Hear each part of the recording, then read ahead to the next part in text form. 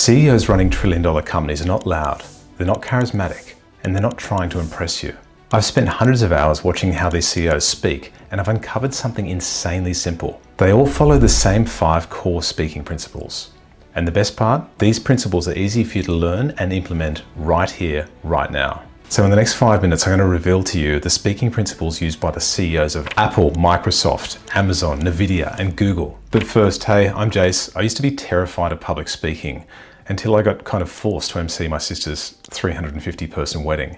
This led me on a journey to crush my public speaking fear, and I became communication obsessed. Now I help other people crush their speaking fear and speak clearly with more confidence. Anyway, enough about me. Now let's get you speaking like a trillion-dollar CEO. Principle number 1, outcome first, details later. These CEOs lead with the result, then a reason, and then the details. They don't bore you with small details at the front.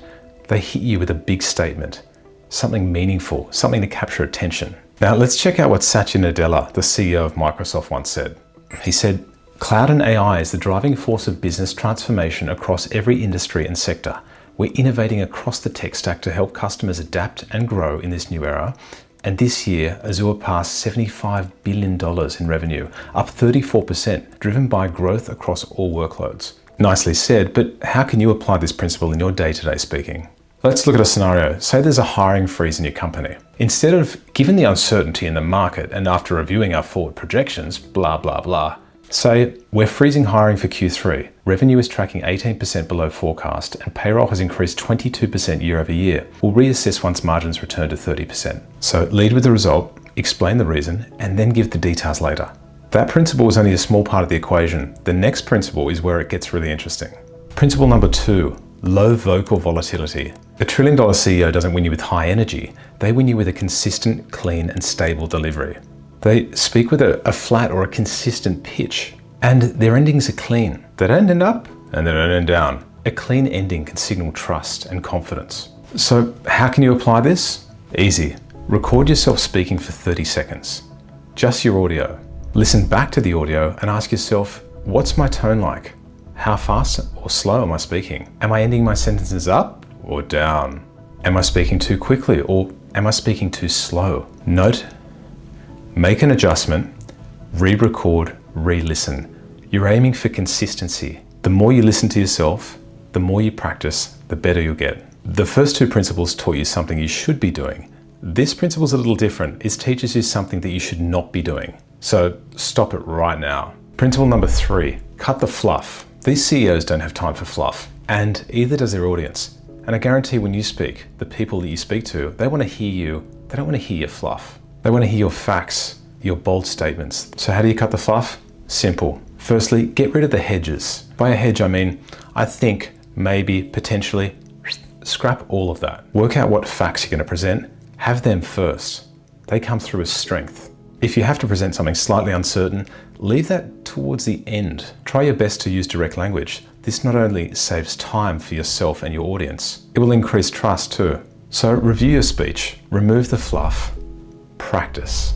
Record your audio, listen to what you say, listen to your common hedges.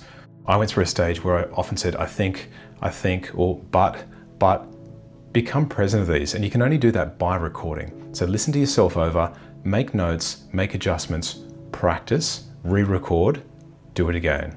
One of the best examples of no fluff is a quote by the CEO of Apple, Tim Cook. He says, "Our goal is not to make the most money. Our goal is to make the best products in the world and to leave the world better than we found it." No fluff, facts first. Any uncertainty, put it towards the end. So how can you properly implement this yourself? Well, again, like most things in this communication game, it comes back to practice and how you practice. So go through your speech or presentation and ask yourself, am I using hedges? Is there uncertainty? What phrases am I repeating without even thinking? Do I have bold action statements and facts first? Have I left any uncertainty towards the end? Practice aloud, make any adjustments, and listen to your audio again. It's really important you listen to your voice. Make any changes, practice again, record again, and practice again.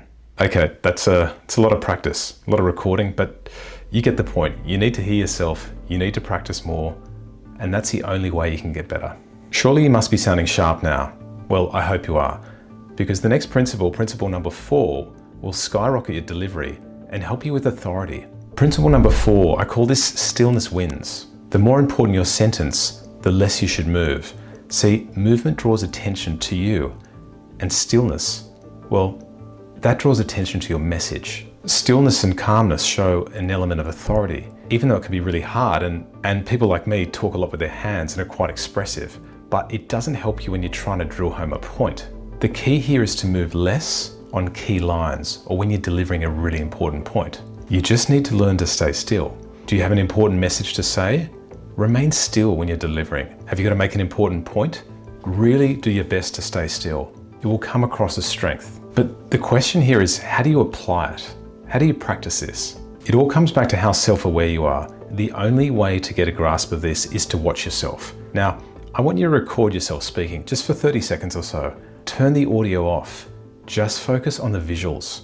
Let's look at what you're doing, how you're standing, how you're positioned, how you're explaining. Watch the recording back. You'll notice the habits you've got, like this, or potentially like this.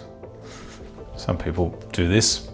Either way, find out what you do and focus on eliminating that or working with it to stop it. Become aware of what you do so you know what you can control, because we all have habits. Some are nervous habits, some are just things we're born with. Anyway, watch yourself, reflect on what you do, and try to bring in some stillness to your delivery. You don't have to be still all the time. In fact, it's great to be engaging, but when you're trying to make a point, less movement will get your point across in a strong and confident way. And again, this all comes back to practice.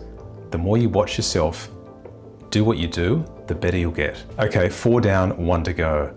Now this last point is by far the most important, and it doesn't require more energy. In fact, it requires you to restrain yourself, which makes it the most challenging. Principle number 5, finish your thoughts. This last principle, it is the hardest, and it doesn't require more, it requires less. It requires less, but the great thing is when you master it, people will feel your confidence and authority before you even finish your sentence. A $1 trillion CEO doesn't rush to answer a question. In fact, they pause, they think, and then they speak. Often we find in conversation when there's a gap, we feel awkward, and we feel like we have to fill the gap with words. But the opposite is true. Silence is actually very powerful, and when waiting to answer a question or to rebut a statement, it gives you time to think. This is powerful because it stops you from rambling. It stops you from completing sentences for the sake of it. It gives you time to actually come back with something meaningful. You'll find not only does this feel powerful when you get the hang of it, but it sounds and it looks powerful too. The trick is getting used to a bit of space in between the words. Well, how can you master it? Quite easily. Get used to practicing pausing for 3 seconds before you answer, not just when you're speaking, but in everyday life. If someone asks you a question, in your mind, count backwards, 3, 2, 1, and then respond. It can seem like a very long 3 seconds, but it gives your brain enough time to answer coherently and effectively. The more you do this, like with all these techniques, the better you'll get. This can be one of the hardest, but is so effective for great communication. So practice when you're speaking with friends, practice when you work. Give yourself the time and space before you answer, and you'll be speaking like a $1 trillion CEO in no time. Now, we've covered a lot. Nothing was overly complex. In fact, they're all quite simple. It just comes back to practice and repetition. Let's run through the 5 principles so you can actually make the most out of them. Number 1, outcome first, details later. Start your sentences with a big, bold statement, then throw in the details. Principle number 2, low vocal volatility. Aim for consistency. Don't speak too fast. Don't speak too slow. Don't end on a high and don't end on a low. Aim for consistency in your delivery. Principle number 3, cut the fluff. Forget about the hedges. No, I think, maybe, potentially. No. Get to the point. Solid statements, facts, and no BS. Principle number 4, stillness wins. When you want to make a point and you want to make it stick, be still, be calm. Deliver that point with stillness. People won't be distracted by any movement. They'll be listening to your message. Lastly, principle number 5, finish your thoughts. Give yourself the time. Count 3, 2, 1, and then answer. And answer correctly, without rushing. Let me know in the comments if you found this helpful. Hopefully you'll be speaking like a $1 trillion CEO in no time. But before you speak, make sure you check out this video and warm up your voice correctly. It will not only improve your delivery, it'll improve your confidence too. Thank you.